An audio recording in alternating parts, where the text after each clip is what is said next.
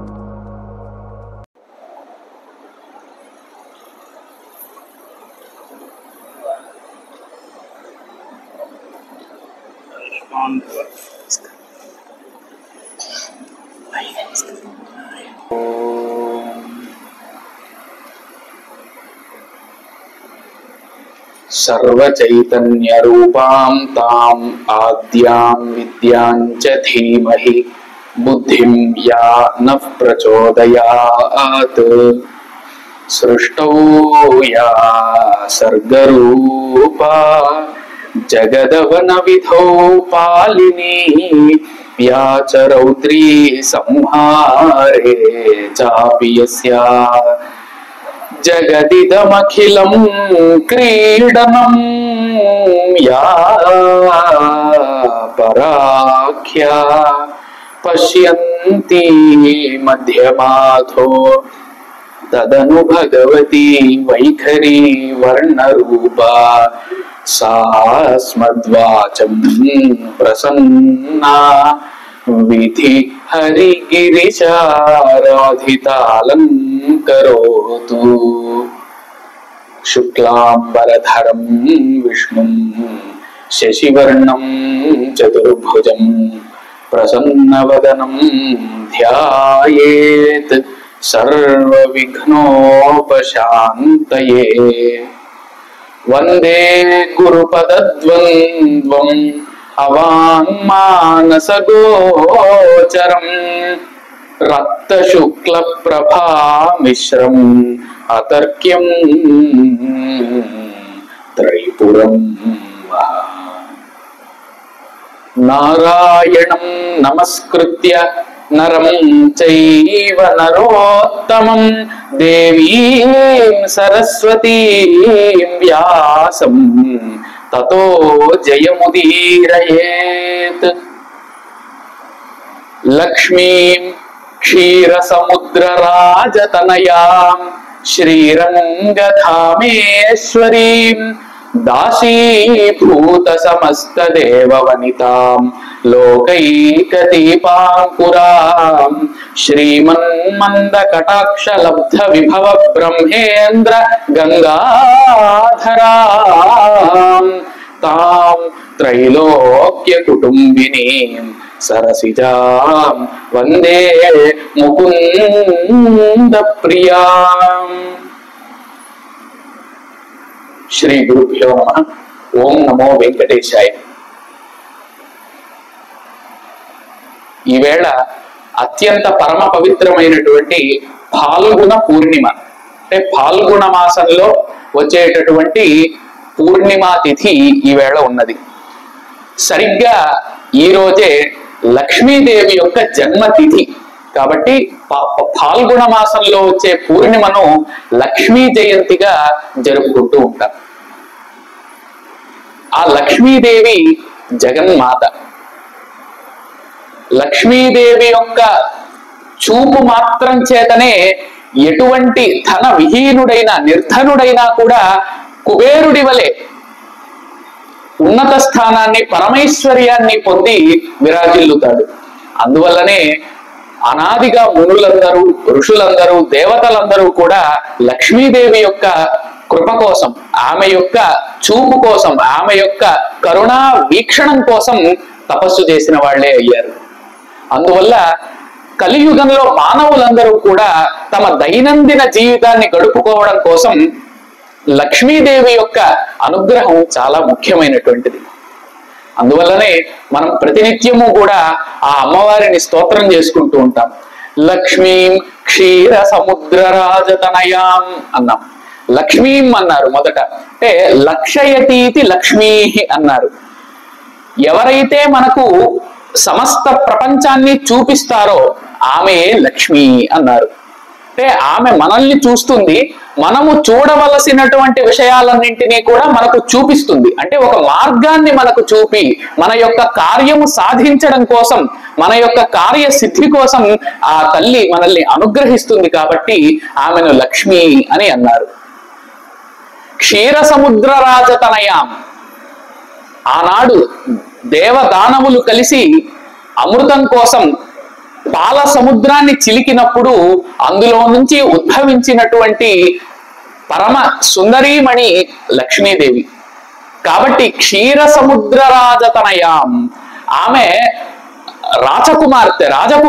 ఆమె ఎవరా రాజు అనంటే క్షీరసాగరుడే, సాక్షాత్తు పాల సముద్రమే అక్కడ రాజు.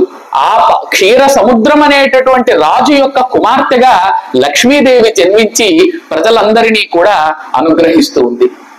అంటే ఇక్కడ కేవలం క్షీర సముద్రం నుంచి జన్మించినది లక్ష్మి అనే విషయాన్నే మనం తెలుసుకోవలసిన అవసరం లేదు. ఇంకా కూడా క్షీర సముద్రం స్వచ్ఛతకు ప్రతీక. అంటే క్షీర సముద్రం ఎంత స్వచ్ఛంగా ఉంటుందో, అంటే పాలు ఎంత స్వచ్ఛంగా, ఎటువంటి మలినము లేకుండా శుభ్రంగా తెల్లని వర్ణంలో ప్రకాశిస్తూ ఉంటాయో, అటువంటి శుభ్రత, శుచి, శౌచము ఎక్కడ ఉంటుందో అక్కడ లక్ష్మీదేవి జన్మిస్తుంది అని క్షీర సముద్ర రాజతనయ అనడం వల్ల మనకు తెలిసేటటువంటి విషయం. కాబట్టి మన ఇళ్లలో అంతా కూడా శుచిని, శౌచాన్ని, శుభ్రతను ఏర్పరచుకుంటేనే అక్కడ లక్ష్మీదేవి విలసిల్లుతూ ఉంటుంది, లక్ష్మీదేవి లాస్యం చేస్తుంది అటువంటి గృహంలోనే అని ఈ క్షీర సముద్ర రాజతనయ అనేటటువంటి విశేషణం ద్వారా మనకు తెలుస్తుంది. శ్రీరంగధామేశ్వరి, ఆ సాక్షాత్తు రంగనాథునికి శ్రీరంగధామములో ఈశ్వరి అంటే అధినేత్రిగా ఉండి పాలించేటటువంటిది. అంటే ఇక్కడ శ్రీరంగధామము అంటే కేవలం శ్రీరంగం అనేటటువంటి క్షేత్రమే కాదు, మన మనస్సే శ్రీరంగం. అటువంటి శ్రీరంగము అంటే శ్రీ అంటే లక్ష్మీదేవి, రంగము అంటే ప్రదేశము. కాబట్టి ఆ శ్రీరంగముగా లక్ష్మీదేవి యొక్క నివాసంగా మన మనస్సునే చేసుకొని ఆ తల్లిని మనం ఆరాధించాలి అని ఇందులో అంతరార్థం. దాసీభూత సమస్త దేవవనితాం అన్నారు. స్వర్గంలో దేవతలందరూ ఉంటారు కదండి, ఆ దేవతలందరికీ కూడా వాళ్ళ భార్యలు ఉంటారు. ఆ భార్యలు అంటే దేవతా వనితలు, దేవతా మహిళలు, దేవతా అందరి చేత కూడా ఆమె వందనములు అందుకునేటటువంటిది. ఆమెకు వాళ్ళందరూ కూడా దాసులై ఉన్నారు. దాసీజనులుగా దేవతా స్త్రీలందరూ ఎవరికైతే నమస్కరిస్తారో అటువంటి పరంధామ స్వరూపిణి, పరాత్పర స్వరూపిణి లక్ష్మీదేవి అన్నారు. దాసీభూత సమస్త దేవవనితాం లోకైక దీపాంకురాం అన్నారు. ఈ లోకము ప్రకాశించాలంటే ఇదమంధతమః కృత్స్నం జాయేత భువనత్రయం యది శబ్దాహ్వయం జ్యోతి ఆసంసారం నదీప్యతే అని అన్నట్టుగా ఆ లక్ష్మీదేవి అనేటటువంటి దీపము లేకపోతే ఈ లోకము ఎప్పుడో అంధకారంలోకి వెళ్ళిపోయి ఉండేది. అటువంటి ఒక గొప్ప దీపము యొక్క ప్రకాశము ఆ లక్ష్మీదేవి ప్రతి ఒక్క ఇంటిలోనూ వెలుగుతూ సంచరిస్తూ కటాక్షిస్తూ ఉంటుంది. లోకైక దీపాంకురాం అన్నారు. శ్రీమన్ మంద కటాక్ష లబ్ధ విభవ బ్రహ్మేంద్ర గంగాధరాం అన్నారు. బ్రహ్మ సృష్టిని చేస్తూ ఉన్నాడంటే, విష్ణువు ఈ లోకాలన్నిటి యొక్క స్థితిని చేస్తూ ఉన్నాడు, కాపాడుతూ పోషిస్తున్నాడు అంటే, గంగాధరుడు అంటే శివుడు లోకాలన్నింటినీ లయం చేసుకునేటటువంటి ప్రక్రియను సాగిస్తూ ఉన్నాడంటే అది లక్ష్మీదేవి యొక్క కటాక్షము అంటే కన్ను చూపు ద్వారా వచ్చినటువంటి కిరణమును వాళ్ళు పొందడం చేత, ఆమె యొక్క కటాక్షము యొక్క బలాన్ని వాళ్ళు పొందడం చేత మాత్రమే వాళ్ళు ఈ 3 కార్యాలను కూడా చేయగలుగుతున్నారు. అంటే సాక్షాత్తు బ్రహ్మ సృష్టిని చేయాలన్నా మూలం లక్ష్మీదేవే, విష్ణువు లోకాలను పాలించాలి, స్థితిని యథావిధిగా నడపాలి అనన్నా అందుకు మూలం లక్ష్మీదేవి యొక్క కటాక్షమే. అదేవిధంగా రుద్రుడు గంగాధరుడు ఈ లోకాలన్నింటినీ లయం చేసుకోవాలన్నా దానికి మూల కారణం లక్ష్మీదేవి యొక్క కటాక్షమే. కాబట్టి సాక్షాత్తు బ్రహ్మేంద్ర రుద్ర విష్ణువులకే లక్ష్మీదేవి యొక్క కటాక్షము వాళ్ళ యొక్క శక్తికి కారణమైనదంటే ఇక మన సామాన్యమైనటువంటి మన స్థితి గురించి చెప్పేదే ఉన్నది, మానవుల స్థితి గురించి. అందువలన మానవులు ఎటువంటి కార్యాన్ని చేసినా లక్ష్మీదేవి యొక్క అనుగ్రహాన్ని పొందడం కోసం మొట్టమొదట లక్ష్మీదేవిని స్తుతించిన తర్వాతే విష్ణువును శ్రీమన్నారాయణుని స్తుతించాలి అని సాక్షాత్తు శ్రీమన్నారాయణుడే కూడా చెప్పాడు. ఎప్పుడైతే లక్ష్మీదేవి ప్రీతిని పొందుతుందో, లక్ష్మీదేవి సంతోషం మొదలు పొందుతుందో, ఆమె సంతోషం ద్వారా అయ్యవారు అంటే శ్రీమన్నారాయణుడు సంతోషిస్తాడు. అంతే కదండి, మొదట ఎక్కడైనా కూడా భార్య గారిని స్తుతించిన తర్వాత అప్పుడు ఆ భర్త గారికి ఆనందం. అందువల్ల లక్ష్మీదేవిని స్తుతించిన తర్వాతే ఆ శ్రీమన్నారాయణుణ్ణి స్తుతించాలి, లేదా లక్ష్మీదేవి శ్రీమన్నారాయణుడు ఇద్దరిని కలిపి స్తుతించాలి అని మనకు శాస్త్రం చెబుతూ ఉన్నది. మొదలు అమ్మవారి యొక్క స్తుతి చేసిన తర్వాత అయ్యవారి స్తుతి, లేదా అమ్మవారు అయ్యవారు ఇద్దరు కలిపి వారిని మనం స్తుతించాలి అని మనకు శాస్త్రాల ద్వారా గురువుల మాటల ద్వారా తెలుస్తూ ఉన్నాయి. అటువంటి లక్ష్మీదేవి యొక్క వైభవాన్ని అనేక గ్రంథాలు అంటే వేదము మొదలుకొని పురాణాలు, ఇతిహాసాలు, లౌకిక వాంగ్మయము, కావ్యాలు ఇలా అనేక సారస్వత ప్రక్రియల ద్వారా ఆ లక్ష్మీదేవిని స్తుతించారు. అందులో భక్త కవి పోతన, ఆ పోతన మహాకవి భాగవతంలో మొట్టమొదట లక్ష్మీదేవిని స్తుతిస్తూ హరికిన్ పట్టపు దేవి పుణ్యముల ప్రోవు అర్థం పెన్నిక్క చందురుతో హుట్టు భారతీ గిరిసుతల్తో నాడు పూబోడి తామరలందుండెడి ముద్దరాలు జగముల్ మన్నించు నిల్లాలు భాసుర కల్లేములు వాపు తల్లి సిరి ఇచ్చు నిత్య కళ్యాణముల్, సిరి ఇచ్చున్ నిత్య కళ్యాణముల్ అన్నాడు.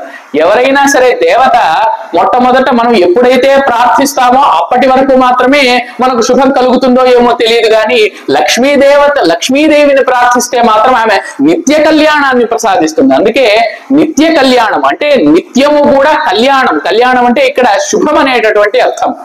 కాబట్టి నిత్యము నిరంతరము శుభం కలగాలి అని అంటే ఆ శ్రీమాతను ప్రార్థించాలి అని పోతన చెబుతూ ఉన్నాడు. ఆ లక్ష్మీదేవి ఎటువంటిదట? హరికిన్ పట్టపు దేవి అన్నారు.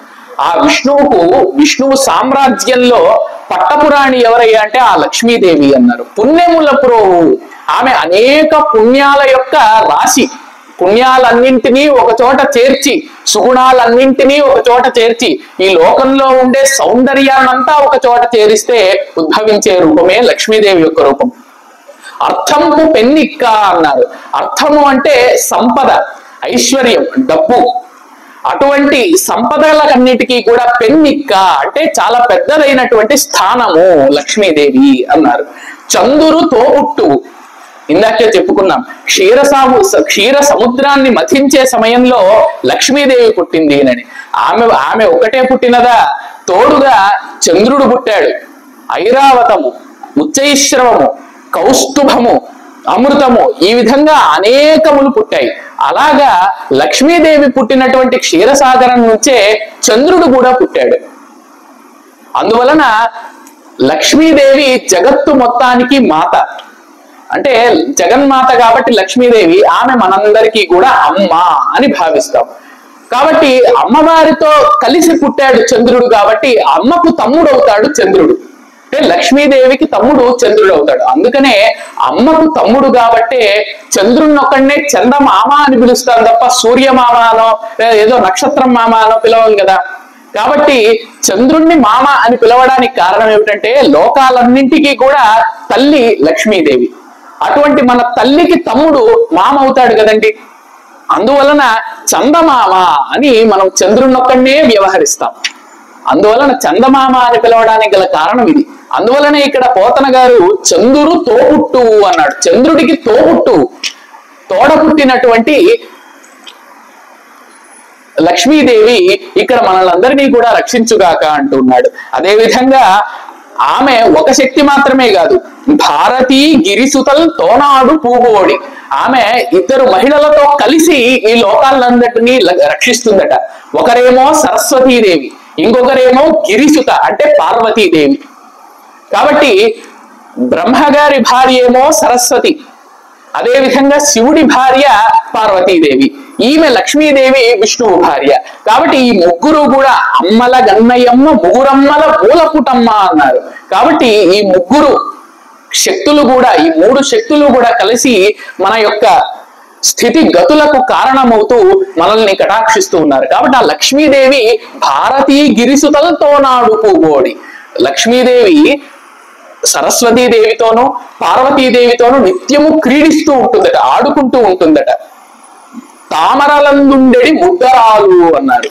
ఆ తామరలలో ఉండేటటువంటి ముద్దరాలు అంటే నిత్యము కూడా పద్మ నివాసిని.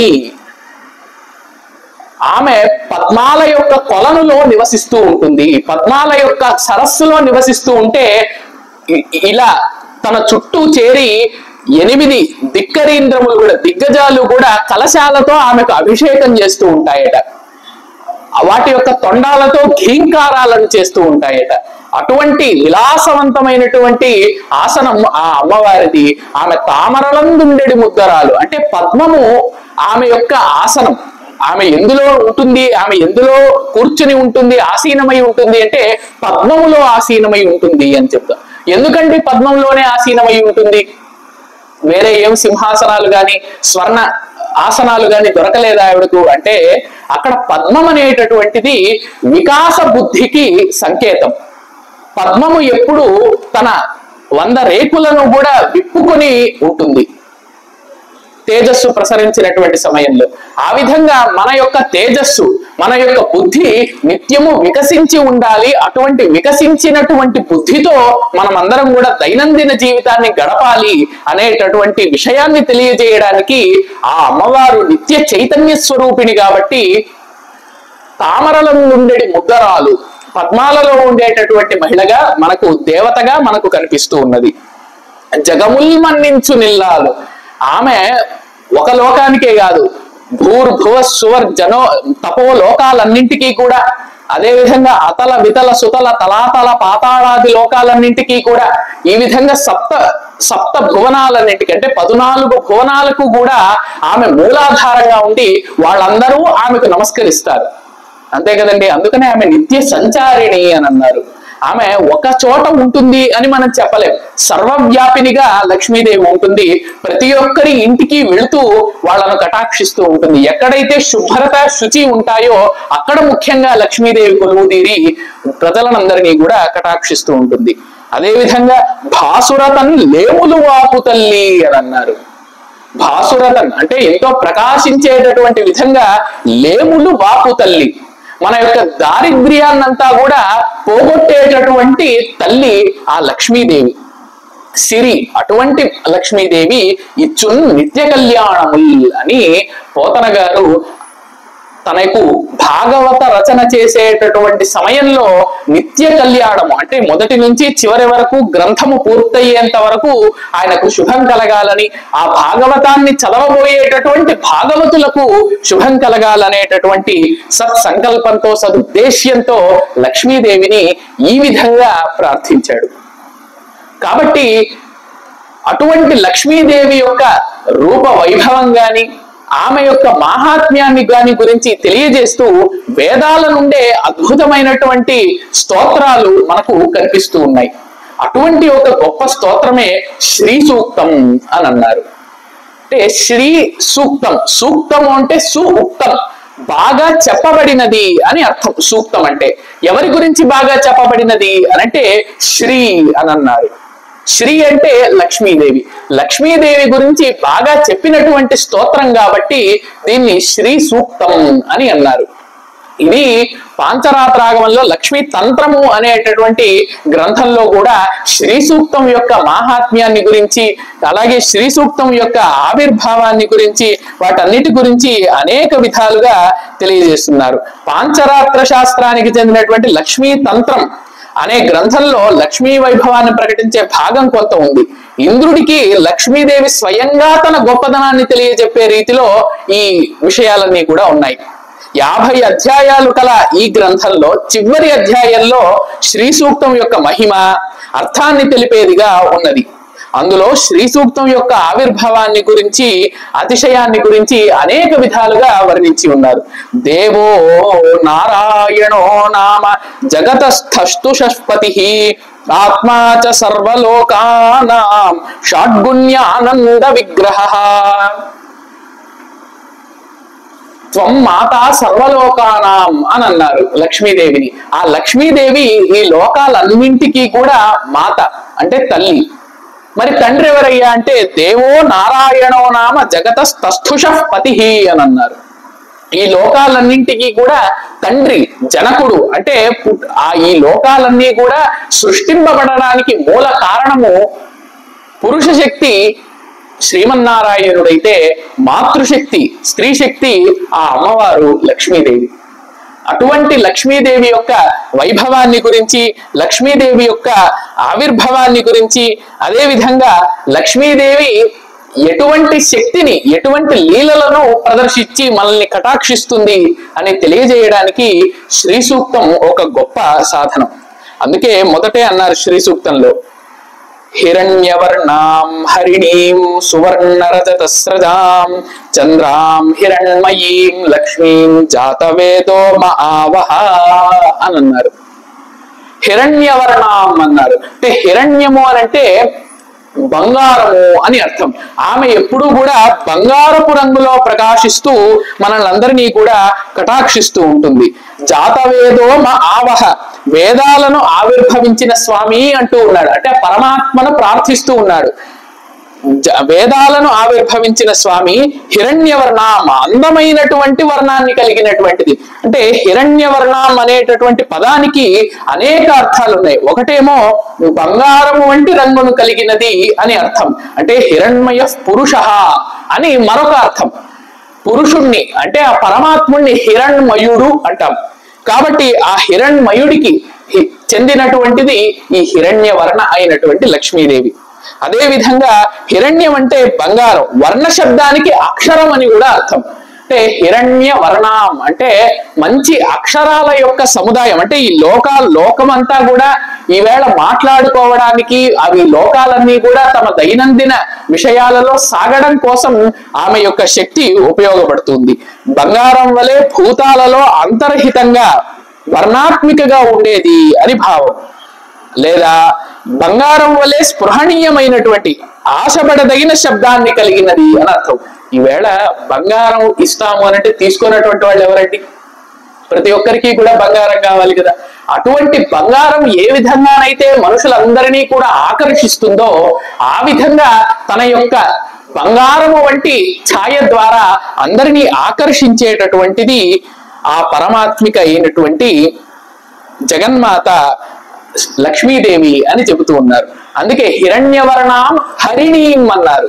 హరిణీం అంటే హరిణము అనంటే జింక, హరిణీం అంటే ఆడు జింక. అటువంటి హిరణ్యవర్ణం హరిణీం అంటే బంగారు లేడిలాగా ఉండేటటువంటి రూపం కలిగినటువంటిది ఆ లక్ష్మీదేవి అని చెబుతూ ఉన్నారు.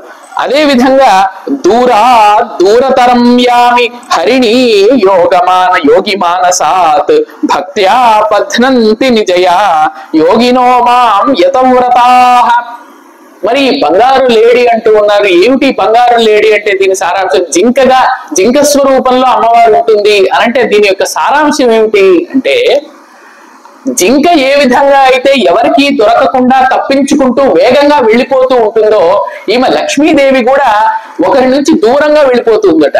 కానీ ఎవరైతే తమ భక్తి అనేటటువంటి సాధనము ద్వారా ఆమెను బంధిస్తారో ఆ భక్తి అనేటటువంటి వలలో మాత్రమే చిక్కుకునేటటువంటి లేడిలాగా ఈ లక్ష్మీదేవి వాళ్లకు వశమవుతుంది. కాబట్టి నిజంగా ఎవరైతే తపస్సులు ఉంటారో, యోగి పుంగవులు ఉంటారో వాళ్ళు వాళ్ళ భక్తి అనేటటువంటి వల చేత ఆ లక్ష్మీదేవి అనేటటువంటి బంగారపు లేడిని వాళ్ళు వశపరుచుకొని వారు సంపన్నులయ్యి మోక్షం అనేటటువంటి లక్ష్మిని, మోక్షం అనేటటువంటి సంపదను వారు పొందుతూ ఉన్నారు. కాబట్టి హిరణ్యవర్ణాం హరిణీం అని అన్నారు. అదే విధంగా సువర్ణ రజత స్రజాం అని అన్నారు. అంటే సువర్ణ రజత స్రజాం అనంటే సువర్ణ స్రజ, రజత స్రజ అని రెండు రకాలుగా చెప్పుకోవాలి. సువర్ణ రజత స్రజ అనంటే బంగారపు తామరలతో చేసినటువంటి మాలికలను ధరించినది. అదే విధంగా వెండి తామరలతో చేసినటువంటి ఆభరణాలను, మాలలను ధరించినటువంటిది ఆ హరిణి లక్ష్మీదేవి అన్నారు. హరిణి అంటే ఇక్కడ మరొక అర్థం ఉంది. హరిం నయతి ఇది హరిణి అని అన్నారు.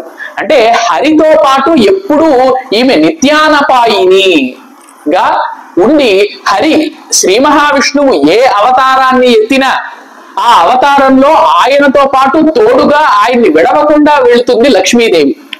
అందుకనే చూడండి, ఆమె పునశ్చ పద్మా సంభూత ఆదిత్యోభూత్ యదా హరి. శ్రీ మహావిష్ణువు అనేక అవతారాలను ధరించాడు. అందులో శ్రీ మహావిష్ణువు ఒకానొక సమయంలో ఆదిత్యుడు అంటే సూర్యుడుగా అవతరించాడట. మరప్పుడు లక్ష్మీదేవి ఏంగా అవతరించింది అనంటే పద్మముగా అవతరించింది. పునశ్చ పద్మా సంభూత, పద్మస్వరూపంలో అవతరించిందట. ఎందుకంటే సూర్యుడు ఎప్పుడైతే ప్రకాశిస్తాడో అప్పుడే పద్మం విచ్చుకుంటుంది. కాబట్టి ఆయన నుండి ఎప్పుడు విడివడకుండా లక్ష్మీదేవి ఆయన ఏ అవతారం ఎత్తినా ఆయనతో పాటు నిత్యానపాయినిగా, నిత్యానపాయిని అంటే ఎప్పుడూ వదలకుండా ఉండేటటువంటిది అని అర్థం. ఆ విధంగా లక్ష్మీదేవి విష్ణువు యొక్క నిత్యానపాయిని అన్నారు. యదాతు భార్గవో రామః తదాసీద్ ధరణీత్వియం అన్నారు. మరి పరశురాముడిగా జన్మించినప్పుడు విష్ణువు ఆమె ఏ విధంగా జన్మించింది లక్ష్మీదేవి ఆయనతో పాటు అనంటే భూమిగా జన్మించింది లక్ష్మీదేవి అన్నారు. ఆయన ఏ విధంగా అయితే పరశురాముడు భూమికి భారంగా భూమిని కష్టపెడుతున్నటువంటి 21 దుష్ట రాజులను సంహరించి లోకాన్ని కాపాడాడో ఆ విధంగా ఆ ధరణి భూమిగా ఆమె అవతరించి విష్ణువు చేత కాపాడబడింది లక్ష్మీదేవి. అదే విధంగా రాఘవత్వే అభవత్ సీత రుక్మిణి కృష్ణ జన్మని అని అన్నారు. మరి శ్రీరాముడిగా జన్మించాడు త్రేతాయుగంలో శ్రీ మహావిష్ణువు. శ్రీరాముడిగా జన్మించినప్పుడు సీతాదేవిగా లక్ష్మీదేవి జన్మించింది. మరి ద్వాపర యుగంలో కృష్ణుడిగా జన్మించినప్పుడు రుక్మిణీదేవిగా జన్మించింది లక్ష్మీదేవి. మరి ఇక్కడ మనకందరికీ ఒక సందేహం రావచ్చు. వామనావతారం ఉంది కదండి, ఆ వామనావతారంలో చిన్న వటువుగా అవతరించాడు కదా శ్రీ మహావిష్ణువు. మరి అప్పుడు లక్ష్మీదేవి ఎక్కడ ఆవిర్భవించిందండి అని అనవచ్చు. అంటే ఆ సమయంలో కూడా మనకు శాస్త్రం ఏం చెబుతూ ఉందంటే వామనుడు కృష్ణాజినంతో అంటే జింక చర్మముతో తన యొక్క వక్షస్థలాన్ని ఇలా కప్పుకొని ఆ వక్షస్థలంలో లక్ష్మీదేవి ఉంటే ఆమె కనబడకుండా ఇలా వక్షస్థలానికి కృష్ణాజినాన్ని కప్పుకొని బలి చక్రవర్తి దగ్గరికి వెళ్ళాడు అని చెప్తారు. కాబట్టి ఆ సమయంలో కూడా శ్రీ మహావిష్ణువు యొక్క వక్షస్థలంలోనే ఆమె కొలువు తీరి ఉన్నది. అందుకే కదా మనం చెప్పుకుంటూ ఉంటాం, ఈశానాం జగతోస్య వెంకటపతేర్ విష్ణో పరాం ప్రేయసీం తన్వక్షస్థల నిత్యవాసరసికాం తక్షాంతి సంవర్ధినీం పద్మాలంకృత పాణి పల్లవయుగాం పద్మాసనస్థాం శ్రియం వాత్సల్యాది గుణోజ్వలాం భగవతీం వందే జగన్మాతరం. తద్వక్షస్థల నిత్యవాస రసికాం అన్నారు. అంటే శ్రీ మహావిష్ణువు యొక్క వక్షస్థలంలో ఎదలో నివసించాలి అనంటే ఆమెకు ఎంతో ఇష్టమట. ఆమెకు ఎంత పెద్ద భవనాలున్నా, ఎంత పెద్ద రాజమందిరాలున్నా కూడా ఆమెకి ఇష్టం లేదట. ఆమె ఎక్కడ ఉండడానికి ఇష్టపడుతుంది అనంటే లక్ష్మీదేవి యొక్క, ఆ లక్ష్మీదేవి విష్ణువు యొక్క వక్షస్థలంలోనే నిత్యము నివసించడానికి ఇష్టపడుతుందట. అందుకనే ఆమెను తద్వక్షస్థల నిత్యవాస రసికాం తత్క్షాంతి సంవర్ధినీం అన్నారు. మరి ఆమె శ్రీ మహావిష్ణువు యొక్క వక్షస్థలంలో ఉండడానికి కారణం ఏమిటి? అలా ఉండడం ద్వారా ఏం ప్రయోజనం సిద్ధిస్తోందంటే తత్క్షాంతి సంవర్ధినీం. ఆ వెంకటేశ్వరుడు ఈ లోకాలన్నింటినీ కూడా పాలించేంత సహనం, శాంతి ఆయనకు ఉన్నది అనంటే దానికి కారణం ఆ లక్ష్మీదేవి తన మనస్సులోనే కొలువుదీరి, తన ఎదలోనే కొలువుదీరి ఆయన ఎటువంటి సంకల్పాలను సంకల్పించినా వాటికి తోడుగా ఉండి ఆయన్ను ముందుకు నడిపిస్తూ ఉంది లక్ష్మీదేవి అనే శక్తి. అందుకనే చూడండి, త్రిమూర్తులు సామాన్యులు కాదు కదా, వారందరూ మనకు ఒక సందేశాన్ని ఇస్తూ ఉన్నారు. మొట్టమొదట బ్రహ్మగారు, బ్రహ్మ తన యొక్క భార్య అయినటువంటి సరస్వతీదేవిని ముఖమునందు పెట్టుకున్నాడు, అంటే నోటి యందు పెట్టుకున్నాడు. అంటే భర్తగా నీవు ఏం మాట్లాడినా మీ భార్య యొక్క అనుమతి తీసుకొని మాట్లాడవయ్యా, ఇద్దరు ఒక విషయాన్ని గురించి చర్చించుకొనే నువ్వు ఒక విషయాన్ని మాట్లాడాలి అని చెప్పడానికి ఆ బ్రహ్మగారు సరస్వతీదేవిని తన నోటిలో పెట్టుకున్నారు, ముఖంలో. మరి విష్ణువు తన మనస్సులో, అంటే తన వక్షస్థలంలో పెట్టుకున్నాడు. అంటే ఆయన ఏమి ఆలోచించినా, ఏ సంకల్పాన్ని తీసుకున్నా దానికి లక్ష్మీదేవి యొక్క ప్రేరణ ద్వారా, ఆమె యొక్క పురుషకారం ద్వారానే ఆ శ్రీ మహావిష్ణువు పనులను చేయగలుగుతాడు, ఈ లీలలన్నింటినీ కూడా సాగించగలుగుతాడు. కాబట్టి విష్ణువు వక్షస్థలంలో లక్ష్మీదేవిని పెట్టుకున్నాడంటే దాని అర్థం ఆ లక్ష్మీదేవి అనుమతితోనే ఎటువంటి ఆలోచనలైనా కూడా ఆయన చేసి చూపగలుగుతాడు. అదే విధంగా శివుడు తన అర్ధ శరీరంలో పార్వతీదేవిని సంస్థాపించుకున్నాడు. అంటే తన శరీరం ద్వారా తాను ఏ పని చేసినా కూడా ఒక పని చేసే ముందు ఆ విషయం తన భార్యకు కూడా తెలియజేసి ఆ తర్వాత తన పనిని చేసే విధంగా శివుడు మనకు ఒక సందేశాన్ని ఇస్తున్నాడు. అంటే ఆదర్శ దాంపత్యం ఈవేళ మనం ప్రపంచంలో చూస్తున్నాం. దాంపత్య స్థితిని గాని, వైవాహిక సంప్రదాయాలన్నీ కూడా ఏ విధంగా ఉన్నాయో అటువంటి సందర్భంలో, ఈ సందర్భంలో త్రిమూర్తులు మనకు ఇటువంటి ఒక గొప్ప సందేశాన్ని ఇస్తూ మన యొక్క జీవనాన్ని ఏ విధంగా సుఖకరంగా గడుపుకోవాలో వాళ్ళు చెబుతూ ఉన్నారు. ఆ విధంగా ఆ లక్ష్మీదేవి తద్వక్షస్థల నిత్యవాస రసిక, శ్రీ మహావిష్ణువు యొక్క వక్షస్థలంలోనే నివసించడానికి ఆవిడకు ఇష్టం. కాబట్టి ఆ కృష్ణుడిగా జన్మించినప్పుడు శ్రీ మహావిష్ణువు ఆమె రుక్మిణిగా జన్మించింది అన్నారు. అన్యేషు చైవ తారేషు విష్ణో శ్రీ రణపాయిని. కాబట్టి మిగిలినటువంటి అవతారాల్లో, వామనావతారంలో కూడా ఆమె వక్షస్థలంలోనే కొలువు తీరింది. అయితే ఇక్కడ ఇంకొక సందేహం రావచ్చు, మరి కూర్మావతారం ఉంది కదండి, కూర్మావతారం ఎత్తినప్పుడు తాబేలుగా కదా ఆయన అవతారం ఎత్తాడు శ్రీ మహావిష్ణువు, అక్కడ లక్ష్మీదేవి ఎక్కడ ఉన్నది అనంటే క్షీరసాగర మథనం సందర్భంలో కూర్మావతారాన్ని ఎత్తాడు కదా స్వామి, కూర్మ రూపంలో అవతరించాడు. మరి కూర్మ రూపంగా అవతరించి ఏం చేశాడు? మందర పర్వతాన్ని మోసాడు ఆయన వీపు మీద. ఆ మోయడానికి కావలసినటువంటి శక్తి లక్ష్మీదేవి. కాబట్టి ఆ మోయడానికి కావలసినటువంటి శక్తి స్వరూపిణిగా ఆయనలో లక్ష్మీదేవి ఆవిర్భవించింది. కాబట్టి ఇలా ఎప్పుడు చూసుకున్నా కూడా విష్ణువు ఏ అవతారంలో ఆవిర్భవించినా, ఏ అవతార రూపంగా ఆవిర్భవించినా లక్ష్మీదేవి విడవకుండా ఆయనతో పాటు ఉంటుంది, ఆవిర్భవిస్తుంది. అదే విధంగా విష్ణువుతో పాటు అనేక తన యొక్క ప్రియమైనటువంటి భక్తులందరూ కూడా ఆయనకు దగ్గరగా ఉండేటటువంటి కొన్ని వస్తువులు గాని, కొంతమంది భక్తులు గాని ఆయనతో పాటు ఆవిర్భవిస్తూ ఉంటారు. ఉదాహరణకు ఆదిశేషుడు రామావతారంలో లక్ష్మణుడిగా జన్మించాడు ఆదిశేషుడు. అదే విధంగా ద్వాపర యుగంలో బలరాముడిగా జన్మించాడు కృష్ణుడికి అన్నగా. అంటే శ్రీ మహావిష్ణువు ఏ అవతారాన్ని ఎత్తినా ఆదిశేషుడు కూడా తనతో పాటు వెళతాడు. అదే విధంగా తన శంఖము, చక్రము, నందకము ఇవన్నీ కూడా ఆయనతో అంతర్నిహితంగా ఆయన ఏ అవతారాన్ని ఎత్తినా కూడా కార్యసాధన కోసమని, భక్తులను రక్షించడం కోసమని అదృశ్య రూపంగా ఆయనతో పాటే ఉంటాయి. ఈ విధంగా ఆ లక్ష్మీదేవి దేవత్వే దేవదేహేయం మనుష్యత్వే చ మానుషి, ఆయన దేవుడి యొక్క అవతారం ఎత్తితే ఈమె దేవతగా ఉంటుంది, ఆయన మానవుడి యొక్క అవతారాన్ని ఎత్తితే లక్ష్మీదేవి మానవ స్వరూపాన్ని ధరిస్తుంది. విష్ణోర్ దేహానురూపాం వై కరోత్యేషాత్మ సంస్థను అని అన్నారు.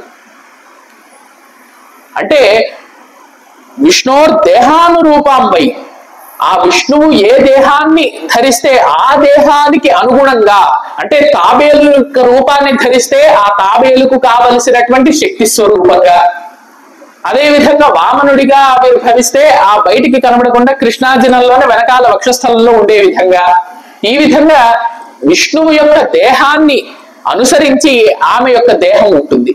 అటువంటి విధంగా ఆమె హరిణి అనేటటువంటి పేరుతో విరాజిల్లుతుంది. అంటే హరిణి అంటే హరిం నయతి, అంటే విష్ణువును తీసుకువెళ్తుంది అన్ని చోట్లకి, లేదా హరిణ నీయతే అంటే విష్ణువు చేత అన్ని చోట్లకు ఈమె తీసుకోబోబడుతుంది.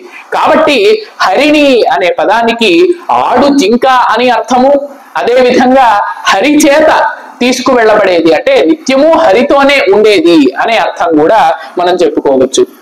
అదే విధంగా సువర్ణ రజతస్రజాం చంద్రాం హిరణ్మయీం దేవీం జాతవేదోమ ఆవహ అన్నారు. చంద్రాం హిరణ్మయీం, ఆమె చంద్రుడికి సహోదరిగా జన్మించింది. ఆమె యొక్క ముఖము నిత్యము చంద్రుడిలాగా ఉంటుంది పరిపూర్ణంగా. అందులోని ఈవేళ పూర్ణిమ నాడు చంద్రుడు ఏ విధంగా ఉంటాడో ఇంకొక గంట తర్వాత మనం అందరం కూడా చూసి ఆనందించబోతూ ఉన్నాం ఆకాశంలో. అటువంటి విధంగా చంద్రుడు ఏ విధంగా అయితే పూర్ణ రూపంతో వర్తులాకారంలో గుండ్రంగా ఉంటాడో, అదే విధంగా మనకందరికీ కూడా ఆయన్ని చూసిన వెంటనే ఆహ్లాదం ఏ విధంగా అయితే కలుగుతుందో ఆ విధంగా ఆహ్లాదాన్ని కలిగించే ముఖం ఆ తల్లిది అని ఇక్కడ చెప్పారు. చంద్రాం హిరణ్మయీం దేవీం అని అన్నారు. హిరణ్మయి అంటే సాక్షాత్తు హిరణ్మయుడు అయినటువంటి ఆ పురుషుడి, ఆ పరమాత్ముడు పురుషోత్తముడి యొక్క భార్య కాబట్టి ఆమెను హిరణ్మయి అని అన్నారు. అదే విధంగా తామ్మ ఆవహ జాతవేదో లక్ష్మీ మనపగామిని యస్యాం హిరణ్యం విందేయం గాం అశ్వం పురుషావహం అని అన్నారు. పురుషాన్ అహం అంటే లక్ష్మీదేవి కేవలం సామాన్యమైనటువంటి రూపంలో ఉండదు, కేవలం ఒక స్త్రీ రూపాన్ని ధరించి ఒక దేవతా ఆకారంలో ఉండదు. ఏ విధంగా ఉంటుందయ్యా అంటే యస్యాం హిరణ్యం విందేయం గాం అశ్వం పురుషానహం, ఆమె గోరూపంలో ఉంటుంది. గోవులన్నీ కూడా లక్ష్మీ స్వరూపాలే. అదే విధంగా అశ్వం పురుషాన్, పురుషులందరి రూపులు అంటే పురుషులు అంటే మానవుల రూపము, ప్రాణుల రూపము, అన్ని భూతాల రూపంలోనూ ప్రాణుల రూపంలోనూ ఆమె ఉంటుంది అని ఇక్కడ అర్థం.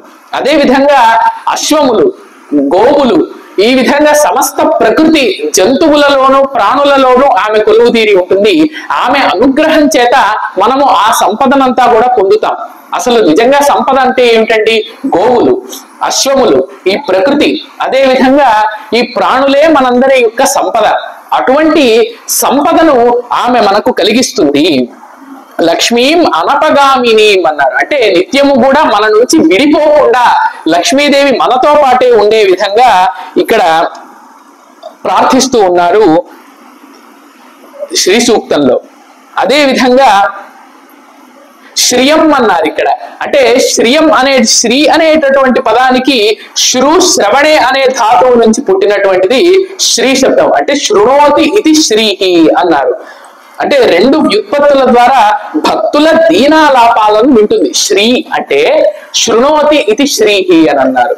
అంటే వినేది, ఆమె ఎప్పుడూ కూడా ఆలకించేటటువంటిది. మరి ఏం ఆలకిస్తుందయ్యా, ఏం వింటుంది అని అంటే భక్తులు చేసేటటువంటి ప్రార్థనలను, భక్తుల యొక్క దీన ఆలాపాలను, వారి యొక్క వాక్యాలను, వారి యొక్క స్తోత్రాలను ఆమె ఎప్పుడూ వింటూ ఉంటుంది. కాబట్టి ఆమెను శ్రీ అని అన్నారు. కాబట్టి శృణోతి ఇది శ్రీహి అనే వ్యుత్పత్తి ద్వారా మనకు శ్రీ అనేటటువంటి శబ్దానికి అర్థం చెప్పవచ్చు.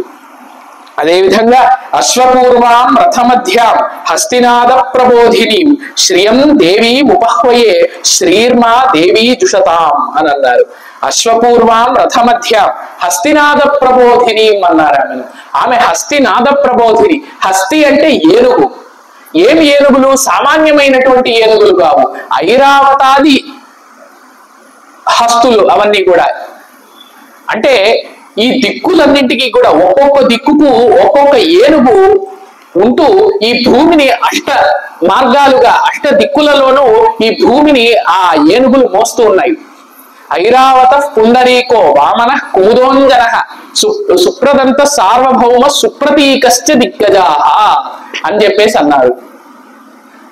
అంటే ఐరావతము, పుండరీకము, వామనము, కుముదము, అంజనము, శుభ్రదంతము, సార్వభౌమము, సుప్రతీకము అనే ఈ 8 కూడా ఆ ఏనుగుల పేర్లు. ఈ దిగ్గజాలు, ఈ 8 కూడా ఏనుగులు కలిసి ఈ భూమిని మోస్తూ ఉన్నాయి. అదే సమయంలో ఏం చేస్తూ ఉన్నాయట? ఆ హస్తి నాద ప్రబోధిని, ఆ ఏనుగులన్నీ కూడా తమ యొక్క తొండములతో ఘీంకారాలను చేస్తూ ఉన్నాయి. ఆ ఘీంకారములు ఈ తల్లికి నైవేద్యంగా ఒక సమర్పణ భావంతో ఆ ఏనుగులు నిత్యం చేస్తూ మంగళకరమైనటువంటి శబ్దాలను సృష్టిస్తూ ఉన్నాయి. ఆ విధంగా ఆమెను ఆ ఏనుగులన్నీ కూడా అర్చిస్తూ ఉన్నాయి. ఈ విధంగా శ్రీ సూక్తంలో అనేక విధాలుగా ఆమె లక్ష్మీదేవి యొక్క మహాత్మ్యాన్ని గురించి చెప్పారు. అదే విధంగా శ్రీ అనే పదానికి శ్రీంగ్ సేవాయాం అనేటటువంటి ధాతువు కూడా ఉన్నది. అంటే శ్రయతే ఇది శ్రీహి. ఆ లక్ష్మీదేవి ఎప్పుడు ఆశ్రయించి ఉంటుందట. ఎవరిని ఆశ్రయించి ఉంటుంది అంటే సర్వేశ్వరుడైనటువంటి ఆ పరంధాముడైనటువంటి శ్రీ మహావిష్ణువును ఆశ్రయించి ఉంటుంది. కాబట్టి ఆమెను శ్రీ అనే పేరుతో పిలుస్తూ ఉన్నారు. అదేవిధంగా కాంసోస్మితాం హిరణ్య ప్రాకారాం ఆర్ద్రాం జ్వలంతీం తృప్తాం తర్పయంతీం పద్మే స్థితాం పద్మవర్ణాం త్వామిహోపహ్వయే శ్రియం అని అన్నారు. కాం అంటే శబ్దించేది అని అర్థం. ఆమె ఎప్పుడూ కూడా చైతన్య స్వరూపిణి, ఆమె శబ్దాన్ని చేస్తూ ఉంటుంది. సోస్మితాం అన్నారు. అంటే సోహం అస్మి, సోహం అంటే అతడే నేను అనేటటువంటి వేద భావన, వేదాంత భావన ఏదైతే ఉన్నదో ఆ భావానికి ప్రతీకగా, అంటే పరమాత్ముడే నేను, పరమాత్ముడే జీవాత్మ, పరమాత్మకు జీవాత్మకు ఎటువంటి భేదం లేదు అనే విషయాన్ని తెలియజేసేటటువంటి స్వరూపంతో బ్రహ్మ యొక్క గొప్పతనానికి కారణమై ఉండే విధంగా ఆ లక్ష్మీదేవి ప్రకాశిస్తూ ఉందట. అదేవిధంగా హిరణ్య ప్రాకారం అన్నారు. అందమైన స్వభావాన్ని కలిగినది అని అన్నారు. ఆమె యొక్క స్వభావము నిత్యము కూడా భక్తులను రక్షించే విధంగా ఉంటుంది అని అన్నారు. ఉదాహరణకు పుష్కరుడు అనేటటువంటి ఒక ముని ఉండేవాడు పూర్వకాలంలో. ఆ పుష్కరుడు అనేటటువంటి ముని అడవులలో ఉండి ఎంతో గొప్ప తపస్సును చేశాడు. అనేక సంవత్సరాలు ఆ పుష్కర మహర్షి తపస్సు చేస్తే ఆ తపస్సుకు మెచ్చుకొని లక్ష్మీదేవి ఆయనకు ప్రత్యక్షమైందట. ఆ లక్ష్మీదేవి ప్రత్యక్షమైతే, నీకు ఏం వరం కావాలో కోరుకో, నేను ఇస్తాను, నీ తపస్సు చేత నేను ఎంతో సంతోషించానయ్యా పుష్కర, కాబట్టి నీకు ఒక గొప్ప రాజు యొక్క ఆస్థానంలో మంత్రిగా ఒక మంచి పదవి దక్కేలాగా నేను నీకు వరం ఇస్తూ ఉన్నాను అని లక్ష్మీదేవి తానే పూనుకొని వరం ఇచ్చింది. అప్పుడు ఈ పుష్కరుడు అంటూ ఉన్నాడు, మహర్షి, ఆయన మహర్షి కదా, అనేక సంవత్సరాలు తపస్సు చేశాడు కదా, కాబట్టి ఆయనకు వైరాగ్యం ఉన్నది. అంటే ఎటువంటి విషయాల పట్ల ఆసక్తి లేదు ఆయనకి, ఎటువంటి పదవుల పట్ల. అందువల్ల అంటూ ఉన్నాడు, అమ్మా లక్ష్మీదేవి, ఇన్ని ఏళ్ళు నేను తపస్సు చేసింది మోక్షం కోసం కదా, వైరాగ్యం కోసం కదా, ఇప్పుడు నువ్వు మళ్ళీ నన్ను సంసారంలో పడేస్తూ ఈ మంత్రి పదవిని, రాజాస్థానంలో గొప్ప పదవిని, ఇవన్నీ ఎందుకు తల్లి? నాకు హాయిగా నన్ను తపస్సు చేసుకోనివ్వు, లేకపోతే మోక్షాన్ని ప్రసాదించేయి, నీ స్థానాన్ని ప్రసాదించేయి అని ఆ పుష్కరుడు ప్రార్థించాడట. కానీ ఆ లక్ష్మీదేవి తన యొక్క సంకల్పం అటువంటిది. ఆ సంకల్పం ద్వారా ఆ వ్యక్తి యొక్క కర్మ ఫలాన్ని బట్టి అతడు ఎప్పుడు మోక్షాన్ని పొందాలో, ఎంతవరకు భూమిలో సంసార మగ్నుడై ఉండాలో ఆమె నిర్ణయిస్తుంది. కాబట్టి ఆ పుష్కరుడికి నీవు ఏ విధంగానైనా సరే నేను ఒక్కసారి వరం ఇచ్చాను కాబట్టి నువ్వు తప్పకుండా ఆ రాజాస్థానంలో గొప్ప స్థానాన్ని అలంకరిస్తావు అని లక్ష్మీదేవి చెప్పింది. అమ్మా, ఏ విధంగా కూడా నేను ఆ విధంగా జరిగేలాగా చెయ్యను. ఎవరైనా రాజు నా దగ్గరికి వచ్చి నీకు మంత్ర పదవి ఇస్తాను అని అంటే నేను వెంటనే దాన్ని నాశనం చేసే విధంగా ఆ రాజును అవమానిస్తాను. ఎప్పుడైతే నేను ఆ రాజును అవమానిస్తానో ఆయన నాకు మంత్రి పదవి ఇవ్వడు కదా. ఆయన అసలు నన్ను రాజ్యంలోనే పెట్టాడు కదా, లేకపోతే నన్ను కారాగారంలో బంధించేస్తాడు, కారాగారంలో నేను ఒక్కడే ఉంటాను కాబట్టి ప్రశాంతంగా మళ్ళీ తపస్సు చేసుకుంటాను నీకోసం అన్నాడు.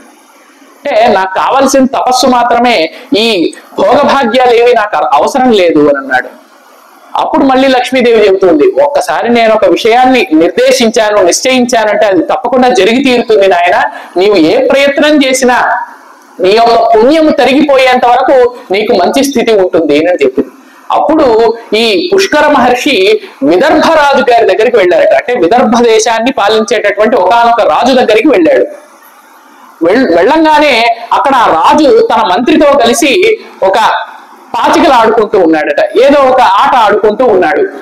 ఆడుకుంటూ ఉంటే సరే ఇతను నన్ను చూడలేదు కదా, ఇతను నన్ను అవమానించాడు అని చెప్పి నేను ఇతన్ని అవమానిస్తాను, ఇతన్ని నిందిస్తాను, అప్పుడు నన్ను ఇతను కారాగారంలో పడేస్తాడు కదా అనే ఉపాయంతో వెళుతూ ఉన్నాడు రాజు దగ్గరికి ఈ పుష్కర మహర్షి. అప్పుడు ఆ రాజుగారు ఏం చేశారు, వెంటనే ఆట మానేసి వెంటనే ఓహో ఎవరో మహానుభావుడు వస్తూ ఉన్నాడు, మహర్షి వస్తూ ఉన్నాడు, గొప్ప తపస్సంపన్నుడు, చూస్తూ ఉంటే ఎంతో తేజస్సుతో వెలిగిపోతూ ఉన్నాడు ఆయన అని చెప్పి ఆయన వస్తూ ఉండగా ఆయనకు నమస్కరించి వెంటనే ఆ ఆట అక్కడితో మానేసి ఆయనకు లేచి ఆయన పాదాలను ప్రక్షాళన చేసి ఆయనకు సర్వోపచారాలను సర్వ గౌరవాలను కూడా సమర్పించాడట. ఈ మహర్షి గారు తెల్లబోయారు. పుష్కరుడు, ఇదేమిటి, నేను ఈ రాజుగారిని నిందిద్దాము అని అనుకుంటే ఈయన మాత్రం నన్ను సత్కరించాడే అని అనుకున్నాడట. అప్పుడు ఒక్కసారిగా ఈ రాజును ఏ విధంగానైనా నేను అవమానించాలి అని చెప్పి ఒక్కసారిగా కాలితో ఆయన ధరించి ఉన్నటువంటి కిరీటాన్ని తన్నాడట. కిరీటాన్ని తంతే ఒక్కసారిగా రాజుగారి యొక్క కిరీటం కింద పడి అస్తధ్వస్తం అయిపోయిందట. ఆ కిరీటం ఎటువంటిది, సాక్షాత్తు బ్రహ్మగారు ఆ రాజుకి ఇచ్చారట. ఎంతో మంది అక్కడ ఉండేటటువంటి ప్రజలు, ఆ రాజ్యంలో ఉండేటటువంటి పౌరులందరూ కూడా ఆ కిరీటానికి గాని ఆ రాజుగారికి గాని నమస్కరిస్తారు. అటువంటి కిరీటాన్ని ఒక తెలియనటువంటి వ్యక్తి మహర్షి వచ్చి తన్నాడు అని అంటే అక్కడ ప్రజలందరూ కూడా చూస్తూ నిశ్చేష్టితులైపోయారు. వాళ్ళకి ఏం జరుగుతుందో అర్థం కావడం లేదు. అప్పుడు అక్కడ ఒక తమాషా జరిగింది. ఈయన కిరీటాన్ని తన్నాడు కదా, ఆ కిరీటం కింద పడి సరిగ్గా విరిగింది కదా, ఆ విరిగినప్పుడు వెంటనే ఆ కిరీటం నుంచి ఒక పెద్ద పాము ఆ కిరీటంలో ఉండిపోయి ఆ పాము బుసలు కొడుతూ ఎంతో విషసర్పంగా ఉండేటువంటి ఆ పాము బయటికి వచ్చి అడవి మార్గంలోకి వెళ్ళిపోయిందట. అప్పుడు ఆ రాజుగారు అనుకున్నారు, ఆహా ఈ మహర్షి ఎంత మహానుభావుడయ్యా, ఈ నా కిరీటంలో పాము ఉండే విషయం నాకు తెలియదు, ఒకవేళ ఆ పాము గనక నన్ను కాటేసి ఉంటే నేను ఈ పాటికి మరణించుండేవాడిని కదా, ఈ మహర్షి నా కిరీటాన్ని దాన్ని నాకు మేలు చేసాడేనని ఈయన మాత్రం మహర్షి అవమానిద్దాం అనుకుంటే ఆ అవమానం కాస్త ఆ రాజుగారికి రక్షణగా మారిపోయింది. అంటే లక్ష్మీదేవి అనుగ్రహించింది కదా, నువ్వు ఎటువంటి పన్నాగం పన్నినా, నువ్వు ఏ విధంగా మంత్రి పదవి వద్దనుకున్నా నీకు గొప్ప పదవే కలుగుతుందయ్యా అని ఒక్కసారి అనుగ్రహించిన తర్వాత ఈ వ్యక్తి ఎన్ని ప్రయత్నాలు చేసినా కూడా ఆ నిర్ణయం మారదు. కాబట్టి రాజుగారి కిరీటాన్ని ఒక్కసారిగా తంతే అందులోంచి పాము బయటికి రావడం వల్ల ఓహో ఈ మహర్షి నన్ను రక్షించాడు అనుకొని రాజుగారు పొంగిపోయాడు. తన భార్యతో కలిసి ఆయనకు మళ్ళీ అర్ఘ్యపాద్యాలన్నీ సమర్పించి ఆయనకు నమస్కారం చేసి ఎంతో సత్కారం చేశాడట. అరే రే మొదటిసారి చేసిన ప్రయత్నం విఫలమైందే అని అనుకొని ఈ మహర్షి గారు మళ్ళీ రెండోసారి ఆ రాజుగారిని అవమానిద్దాం అనుకున్నాడట. ఆ రాజుగారు ఈ మంత్రి గారిని తీసుకుని, అంటే ఈ మహర్షి తీసుకుని లోపలికి, ఇంటి లోపలికి వెళుతూ ఉన్నాడట, భవనం లోపలికి ఈయన సత్కరిద్దాము అని.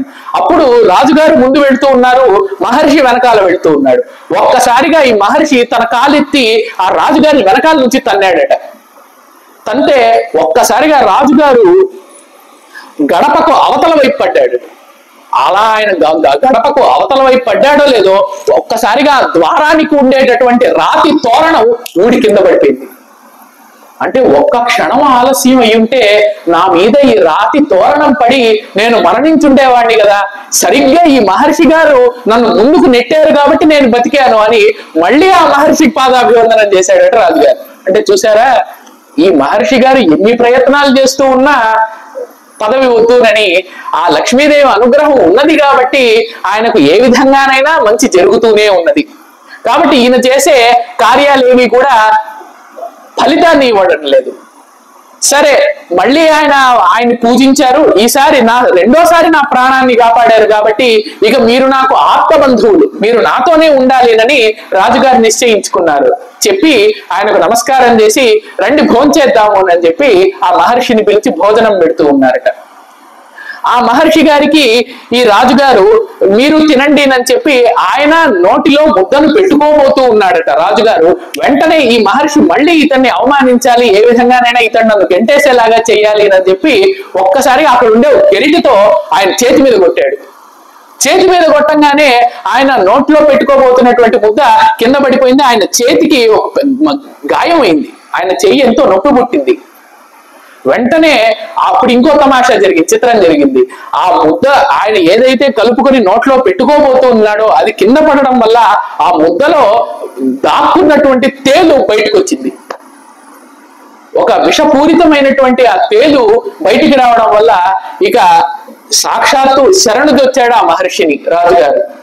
ఆహా, మీరు మళ్ళీ మూడోసారి నా ప్రాణం కాపాడారండి, ఎంతటి మహానుభావులు మీరు సాక్షాత్తు నా పక్కనే ఉండాలి ఎప్పుడు జీవితాంతం కూడా అని మీకు మంత్రి పదవిని ఇస్తూ ఉన్నాను, మీరెప్పుడు కూడా నా ఆస్థానంలోనే ఉండాలి అంటే ఈ మహర్షి పాపం నలుదిక్కులా చూస్తూ ఆయనకు దిమ్మ తిరిగింది.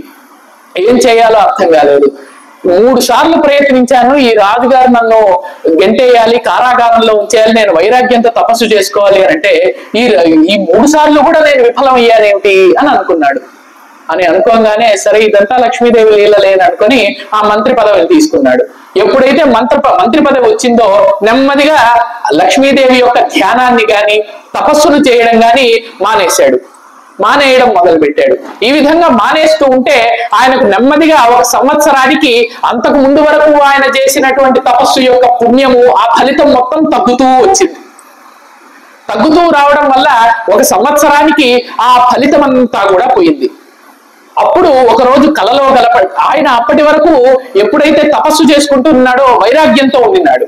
కానీ ఈ మంత్రి పదవి రావడం ఎప్పుడైతే మొదలైందో ఆయనకు భోగాల పట్ల ఆసక్తి కలిగింది, విషయాల పట్ల ఎక్కువ ఆసక్తిని చూపడం మొదలు పెట్టాడు. ఈ విధంగా లక్ష్మీదేవి ధ్యానాన్ని మర్చిపోయాడు, తపస్సును మర్చిపోయాడు. ఆ ముందు చేసినటువంటి తపస్సు యొక్క పుణ్యం అంతా కూడా తరిగిపోయింది. ఈ విధంగా ఉండగా ఒకరోజు ఎప్పుడైతే ఆయన యొక్క ఫలం మొత్తము కూడా తగ్గిపోయిందో పుణ్యము, లక్ష్మీదేవి ఆయనకు ఒక రోజు రాత్రి కలలో కనబడింది. కలలో సాక్షాత్కారం ఇచ్చింది. అయ్యా పుష్కర మహర్షి, ఇప్పటి వరకు బాగానే ఉంది, అంతా బాగా జరిగింది, నువ్వు వ్యతిరేకంగా చేసినా కూడా అది నీకు సానుకూలంగానే మారింది.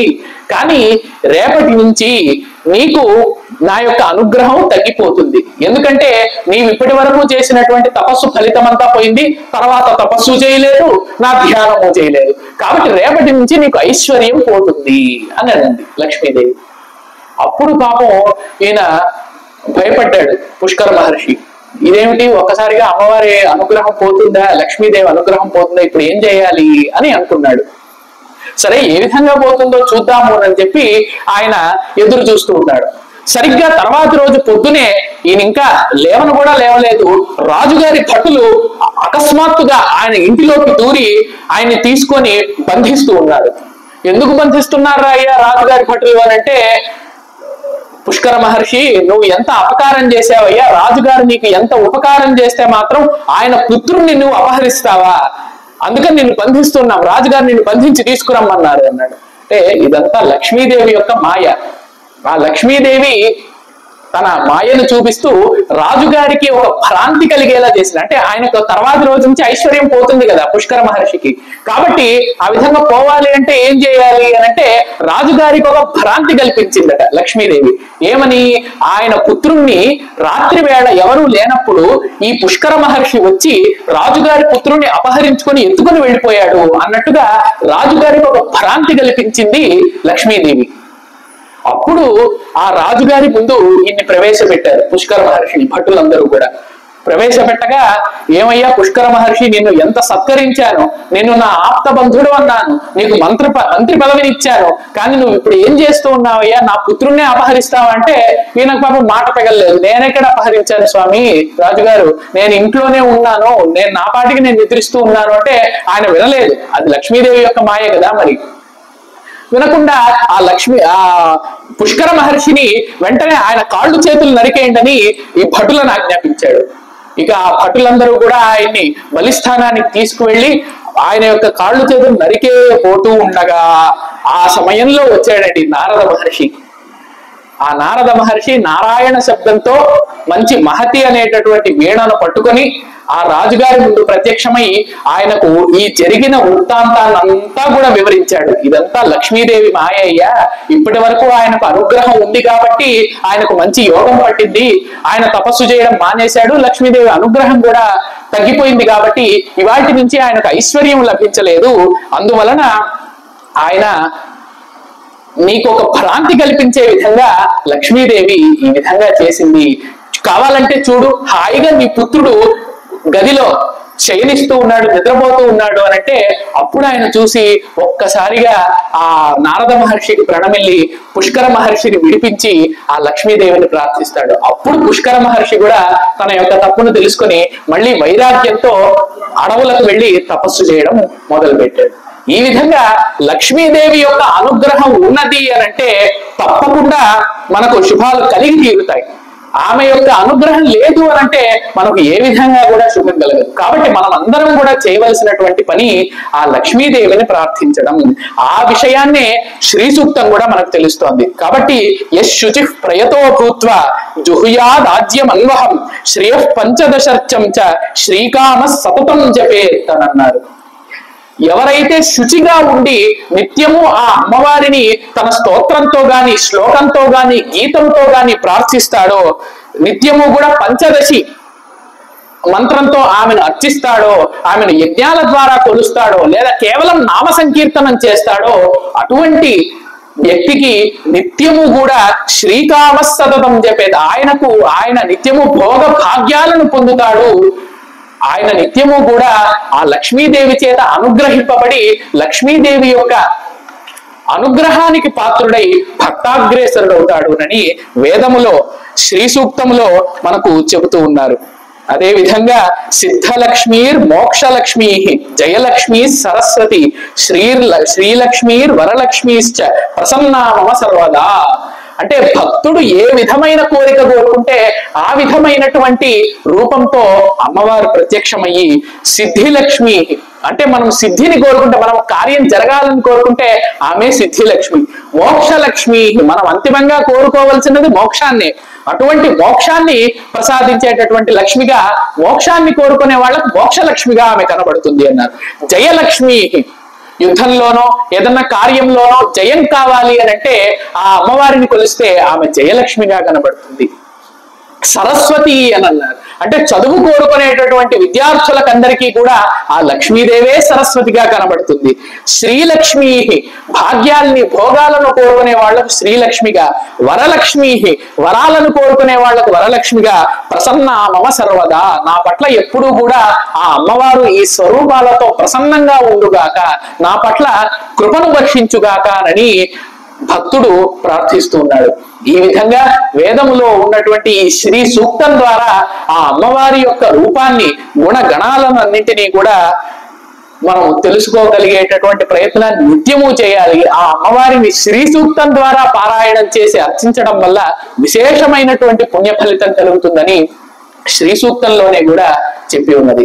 కాబట్టి ఈ విధంగా పరమ పవిత్రమైనటువంటి ఈ రోజున అంటే పాల్గొన పూర్ణిమ లక్ష్మీదేవి ఆవిర్భవించినటువంటి ఈ జన్మ తిథి నాడు ఆ లక్ష్మీదేవి యొక్క మాహాత్మ్యాన్ని వేదాలలో లక్ష్మీదేవి ఏ విధంగా వర్ణింపబడిందో, పురాణాలలో ఇతిహాసాలలో ఏ విధంగా వర్ణింపబడిందో తెలియజేసుకుంటూ, అందులోనూ విశేషమైనటువంటి పుష్కర మహర్షి యొక్క చరిత్ర, ఆ పుష్కర మహర్షి యొక్క చరిత్రను త్రిభాషా మహాసహస్రావధాని ప్రణవ పీఠాధిపతి బ్రహ్మశ్రీ వద్దిపర్తి పద్మాకర్ గారు తమ మానవ కథలో ఈ పుష్కర మహర్షి యొక్క చరిత్రను తెలిపారు. అటువంటి చరిత్రను అంతా కూడా మనం ఈ వేళ తెలుసుకున్నాం. కాబట్టి భాగవతాగ్రేసరులందరూ కూడా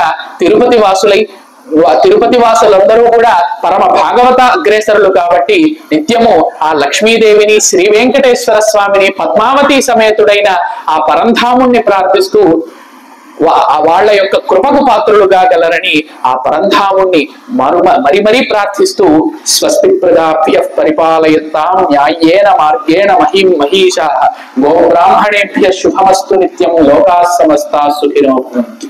స్వస్తి. శ్రీమాన్ శర్మ గారికి సువర్ణ దేవస్థానంలో ఆహ్వానిక ప్రబంధ కార్యక్రమంలో వారికి హృదయపూర్వక ధన్యవాదాలు. ఆహ్వానిక ప్రబంధ ప్రాజెక్టులో వారి తెలుగు ఉపన్యాసం చాలా చక్కగా నిర్వహించారు. వేదాలలో లక్ష్మీ వైభవాన్ని గురించి చాలా చక్కగా వారు ఎన్నో విషయాలు ఎన్నో ఇతర విషయాలు చాలా చక్కగా మనకు వివరించారు. ఇటువంటి కార్యక్రమాలు వారి భవిష్యత్తులో చాలా కార్యక్రమాలు మనం చేస్తున్నాం. వారికి పర్యటనాలు తిరుపతి దేవస్థానంలో ఆహ్వానిక ప్రబంధ కార్యక్రమం వారికి హృదయపూర్వక ధన్యవాదాలు. ఇచ్చేసి నిధులు కూడా ధన్యవాదాలు జోడించుకుంటూ ఈ 3 రోజుల కార్యక్రమాన్ని ఈనాడు నిర్వహిస్తున్నాము.